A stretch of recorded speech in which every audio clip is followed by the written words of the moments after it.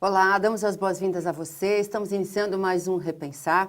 E hoje o nosso destaque vai para um dos maiores, se não o maior divulgador da doutrina dos espíritos, que é Chico Xavier e sua obra. Vamos falar de como trabalhar com essa obra que ele nos deixou, o que nós podemos fazer para a divulgação da doutrina espírita. E nós estamos aqui, o convidado de hoje é o advogado que está tratando desse processo de como trabalharmos essa doutrina, essa obra que Chico Xavier nos deixou, que é o Dr. Vilmar Pacheco. Doutor, muito prazer em conhecê-lo primeiro, né? E muita alegria estar aqui falando de Chico, né? Falando de Chico, da sua obra, da sua vida, enfim, né? Verdade, Zilda. Eu inicialmente queria agradecer a oportunidade de estar aqui na TV Mundo Maior, falando contigo, com os telespectadores, sobre Chico, sobre a divulgação da doutrina espírita, né? E Sim. sobre a necessidade de nós termos um certo controle sobre o nome e a marca Chico Xavier, né? Pois é, porque é interessante, eu acho que muita gente deve usar isso para benefício, não sei se benefício próprio, ou se benefício da sua instituição, enfim, né? E é uma coisa que tem que ser legal, né, para fazer. Com certeza. O que acontece, Zilda, é que, na realidade, o comportamento que o Chico Xavier demonstrou, né, e o exemplo de vida que ele deu, né, durante todo o tempo que ele estava aqui com a gente, foi de assistencialismo, né? De que sempre a caridade deveria estar em primeiro lugar, né? Tanto a caridade material como a espiritual. E como ele pregou isso sempre, muita gente vinculada ao espiritismo continua seguindo esse exemplo, o que é excelente, né? Certo. Só que algumas pessoas, infelizmente, usam o nome de Chico Xavier como se estivesse divulgando o espiritismo, vendendo uma série de produtos com o nome Chico Xavier, com assinatura, com imagens dele, frases, né? Como se o valor arrecadado fosse para o assistencialismo, que é o que o Chico sempre pregou, e isso não vem acontecendo. E existe uma forma de legalizar isso para que isso seja direcionado para Sim. o assistencialismo? Existe sim, porque na realidade Chico deixou em testamento que ele fez 30 anos antes de desencarnar, né?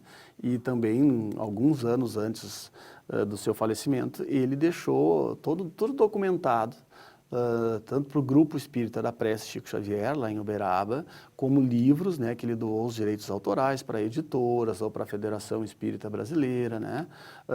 Também deixou o direito de uso da marca e do nome Chico Xavier para o filho de coração dele, para o Eurípides, né? E para a livraria FCX, né, Francisco Cândido Xavier.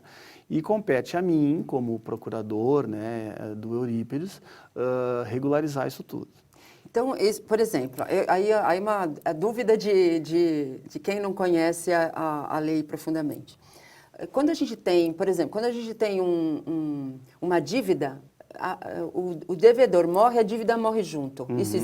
Isso é real ou não? Ou é mais ou menos assim? Porque aí eu quero chegar no ponto seguinte.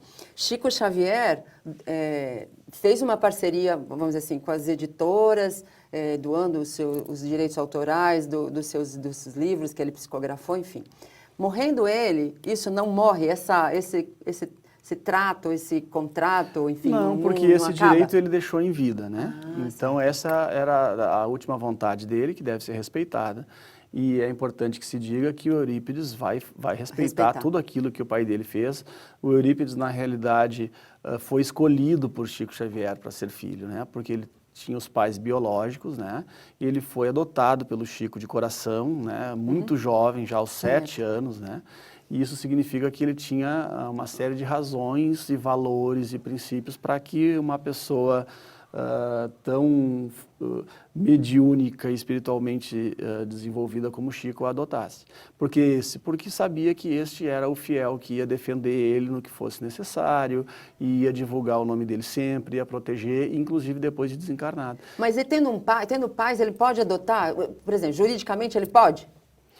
Na época o Chico não adotou ele porque a legislação proibia, né, naquela época, que uma pessoa solteira adotasse, né? E o Chico, a gente sabe, nunca teve relacionamento nem com mulher, nem com homem, a não ser de amizade, né, e respeito. Então, ele não constituiu a família a ponto de poder adotar, né? Hoje pode, na época não podia. Mas todo mundo sabe que o Eurípides é filho de coração, como ele falava. Ele nem falava filho adotivo, porque, à época, o filho adotivo ele era muito discriminado pela sociedade, né? Então, por isso, ele sempre chamou de filho de coração. E agora, inclusive, tem uma ação judicial que a Justiça já declarou que o Eurípides pode se manifestar como filho do Chico, né?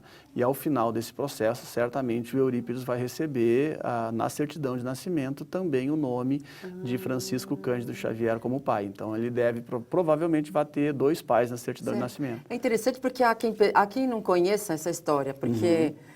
eu acho que muitas pessoas não sabem que Eurípides tinha pais biológicos vivos, né? Sim, sim, ele tinha, agora não mais, né?